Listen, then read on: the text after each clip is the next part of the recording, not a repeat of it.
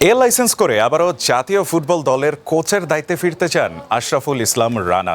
সিঙ্গাপুরের বিপক্ষে অ্যাওয়ে ম্যাচে গোলকিপার কোচ হিসেবে দায়িত্ব নেওয়ার পর রানার কোচিং লাইসেন্স নিয়ে শুরু হয় সমালোচনা। তাই প্রায় এক দশক জাতীয় দলের গোলরক্ষক হিসেবে দায়িত্ব পালন করার রানা এবার পুরোপুরি প্রস্তুতি নিয়ে ফিরতে চান জাতীয় দলের ডাগ আউটে, অবদান রাখতে চান গোলকিপার তৈরিতে।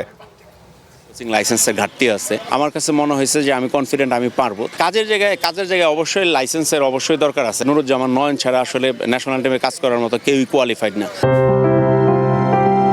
বাংলাদেশ ফুটবলে কেটেছে দুই যুগেরও বেশি সময়। গোলপোস্টের নিচে দাঁড়িয়ে এক সময় ছড়িয়েছেন সৌরভ, লাল সবুজ জার্সিতে খেলেছেন 2015 থেকে 2023 পর্যন্ত। আর পেশাদার ফুটবলার হিসেবে শেষবার মাঠে নেমেছিলেন ব্রাদার্স ইউনিয়নের হয়ে। আশরাফুল ইসলাম রানা এখনো আছেন দ্য অরেঞ্জের ডেরায়, তবে ফুটবলার হিসেবে নয়, গোলকিপার কোচ হিসেবে দায়িত্ব নিয়েছেন মতিঝিলের এই ক্লাবটির।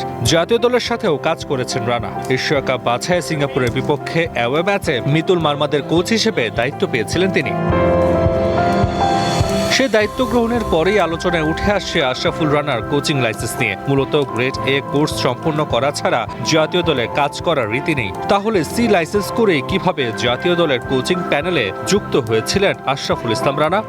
সিঙ্গাপুরের সাথে ম্যাচের আগে যখন আমাকে আসলে সিলেক্ট করা হয়, এটা সত্যি কথা এটা আমার কাছে অপ্রত্যাশিতই ছিল, কারণ আমি প্রিপেয়ার্ড ছিলাম না। সবাই জানে যে আমার আসলে কোচিং লাইসেন্সের ঘাটতি আছে। ফেডারেশন থেকে আসলে বলা হয়, আমি কিন্তু ডিরেক্ট না করেছিলাম যে আমি এই সিচুয়েশন আসলে যেতে চাচ্ছি না, তো ফিউচারের জন্য আমাকে রেডি করা হবে। আর তো আমার কাছে ওই কনফিডেন্ট লেভেলটাও ছিল, যেহেতু আমি ন্যাশনাল টিমে লম্বা সময় খেলেছি। 10-12 বছরের একটা আসলে সত্যি কথা এক্সপিরিয়েন্স আছে, কারণ আমি অনেক ফরেন ভালো কোচের আন্ডারে আসলে ট্রেনিং করেছে। তো সেই ক্ষেত্রে আমার কাছে মনে হয়েছে যে আমি কনফিডেন্ট আমি পারবো। জাতীয় দলের কোচের দায়িত্বে আবারও ফেরার ইঙ্গিত দিলেন আশরাফুল রানা, তবে এবার ফিরতে চান পুরো প্রস্তুতি নিয়ে। স্বপ্ন তো অবশ্যই আছে ন্যাশনাল টিমে কাজ করার, তো আমি চাই এবং আমার ভিতরে সেই কনফিডেন্ট আছে যে আমি প্রপার যদি কোয়ালিফাইড হইতে পারে, আমি ন্যাশনাল টিমে আমি 100% কাজ করতে পারবো।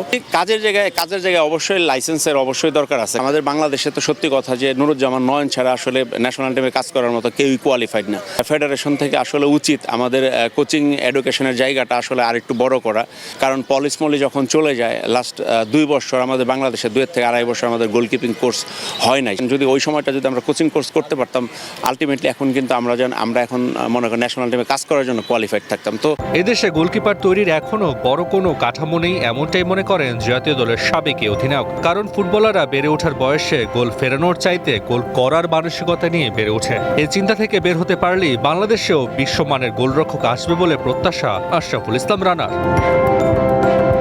Taswar Nafi, one sports, Dhaka.